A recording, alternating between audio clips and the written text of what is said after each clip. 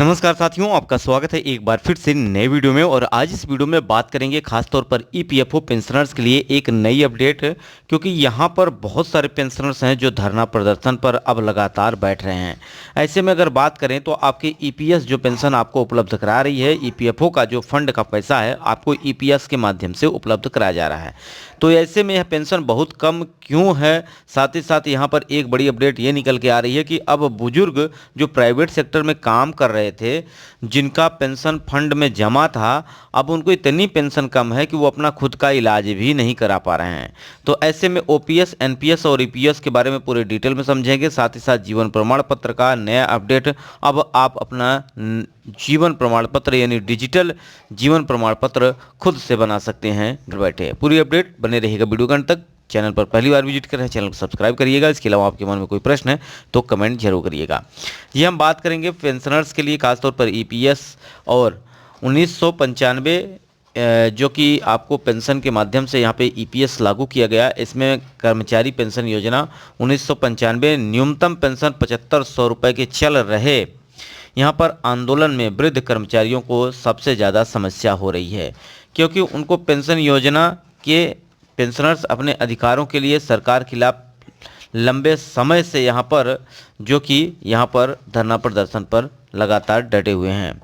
यहाँ पे अगर बात करें, देश भर में ईपीएस पेंशन धारकों की संख्या जो कि 79 लाख से अधिक है, यानी लगभग, ये तो मैं आपको एक डाटा प्रोवाइड कर रहा हूँ एक राज्य का। अगर मैं बात करूँ ऐसे ही तो लगभग करोड़ों यहाँ पर पेंशनर्स हैं जो कि यहाँ पर सरकार तरफ से जो पेंशन लागू की गई है उसका लाभ लेने के लिए यहाँ पर जद्दोजहद कर रहे हैं। बात करें, वर्तमान में 5 करोड़ से अधिक अंशदाता हैं जो इस फंड में अपना अंशदान दे रहे हैं और अपनी आधी जिंदगी सरकार एवं गैर सरकारी कंपनियों में अपना जीवन खपा देने वाले वृद्ध पेंशनधारियों को इस भीषण महंगाई के दौरान यहाँ महज कुछ चंद रुपए ही उपलब्ध कराए जा रहे हैं। बहुत सारे पेंशनर्स लगातार पेंशन के लिए यहाँ पे अपडेट जो मैं प्रोवाइड करता हूँ उस पर कमेंट भी करते हैं कि उनको 2000 रुपये मिल रहा है, 3000 मिल रहा है। हालांकि 2000, 3500, 3700 ये सब नहीं, बल्कि लगभग आपको 2000 से लेके 2700, 2800 रुपये आपको यहाँ पे पेंशन दी जा रही है। बात करें, न्यूनतम पेंशन 1000 रुपये जो उपलब्ध कराई जाती है शुरुआत में, बशर्ते यहाँ पर जो पेंशन की मांग की जा रही हो, बढ़ोतरी की मांग की जा रही है। इसके लिए लगातार प्रदर्शन भी जारी किए जा रहे हैं, लेकिन अभी सरकार इस पर कोई भी एक्शन लेती नज़र नहीं आ रही है। बहुत सारे आश्वासन भी दिए गए, लेकिन अभी वादे पूरे नहीं हुए हैं। जहाँ तक अगर हम बात करें कि यहाँ पर सबसे समस्या वहाँ हो रही है जो पेंशनर्स हैं जिनकी उम्र ज़्यादा हो चुकी है, अब उनको इलाज की ज़रूरत है। ऐसे में वो अपने इस पेंशन के पैसे से खुद का इलाज नहीं करा पा रहे हैं। बात करें यहाँ पे सामाजिक सुरक्षा पेंशन की, तो जो पेंशन यहाँ पर अपना पैसा देने के बाद इतनी कम पेंशन मिल रही, उससे ज़्यादा बहुत सारे राज्य हैं जहाँ पर अपने पेंशनर्स जो खास तौर पर अगर बात करें सामाजिक सुरक्षा पेंशन ले रहे हैं उनको दी जा रही है। हरियाणा सरकार की तरफ से यहाँ पर 3-3 हज़ार रुपये पेंशन दी जा रही है, जो कि 1 रुपये भी नहीं चार्ज कटा है, ना उनका कोई खर्च हुआ है, लेकिन पेंशन यहाँ उनके खाते में दी जा रही है। जो पेंशनर्स ने अपना खुद का पैसा लगाया है उनको खुद का पैसा भी नहीं मिल पा रहा है। तो ऐसे में राज्यों की अगर बात करें तो कहीं पर आपको 15,000 रुपये, तो कहीं पर आपको 6,000 रुपये। अभी हाल ही फिलहाल में दिल्ली सरकार की तरफ से एक बड़ी घोषणा की गई है कि जो 60% से ज़्यादा विकलांग होंगे उन सभी पेंशनर्स को यहाँ पे 5,000 रुपये पेंशन उपलब्ध कराई जाएगी। पहले यह पेंशन धनराशि जो दी जाती थी वो 2500 रुपये दी जाती थी, लेकिन अब इसमें बढ़ोतरी कर दी गई है, डायरेक्ट यहाँ पर 2500 रुपये की वृद्धि की गई है।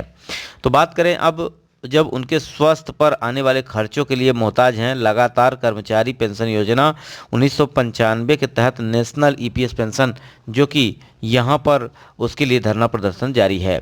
केंद्र सरकार के अधीन श्रम एवं रोजगार मंत्रालय के द्वारा पेंशन वृद्धि के लिए आश्वासन भी दिया गया, किंतु तमाम आश्वासनों के बावजूद भी इस दिशा में सरकार द्वारा हमारी मांगों को मानने को तैयार नहीं है। सरकार पर यह आरोप नेशनल एजिटेशन कमेटी के माध्यम भारत सरकार समन्वयक बलवंत सिंह गुर्जर के द्वारा लगाया गया। श्री गुर्जर ने बताया कि केंद्र की कुंभकर्णी सरकार को नींद से जगाने के लिए पुनः एक बार वृद्ध पेंशनर्स को अपनी बुनियादी मांगों के साथ सरकार के खिलाफ लामबंद होने के लिए कमर कस चुके हैं। जी हाँ, अगर हम बात करें तो यहाँ पर जो पेंशनर्स हैं लगातार धरना प्रदर्शन पर बैठे हुए हैं और अपने इस मांग को मनवाने के लिए यहाँ पर जद्दोजहद करते नजर आ रहे हैं।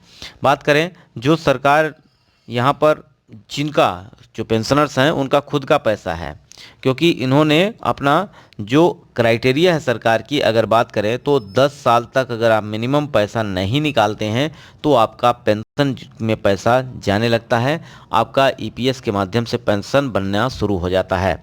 ऐसे में यहाँ पर बहुत सारी स्कीम है गवर्नमेंट की, अगर वही पैसा निकाल कर अगर वो अपने स्कीम के माध्यम से जमा कर दें, अटल पेंशन योजना है, मानधन योजना है, ऐसे में उनको 3,000 से लेके 5,000 रुपये तक पेंशन दी जा रही है, अटल पेंशन योजना है।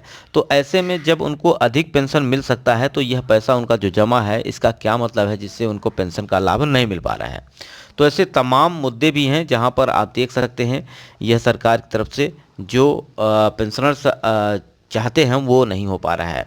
इसी पेंशनर्स के बीच 21 अक्टूबर को शाम 5 बजे भनोत हाउस गोरखपुर जबलपुर में एक बैठक आयोजित की गई, जबकि अगले दिन मंगलवार को रीवा में एक बड़ा मंची कार्यक्रम भी किया गया। देश भर में नेशनल एजिटेशन कमेटी के सदस्य भाग लिए, जिसमें अगर बात करें तो यहाँ पर कमेटी के माध्यम से यहाँ पर आयोजित जो कमेटियाँ की जा रही हैं, धरनों को लेकर तैयारी की जा रही है, बशर्ते अपनी मांग को पूरा करने के लिए। पुरानी पेंशन योजना और नई पेंशन योजना में कई महत्वपूर्ण अंतर हैं। पुरानी पेंशन योजना में अगर बात करें तो कर्मचारियों के वेतन से किसी प्रकार की कटौती नहीं की जाती थी, उन्हें एक गारंटीकृत पेंशन राशि मिलती थी।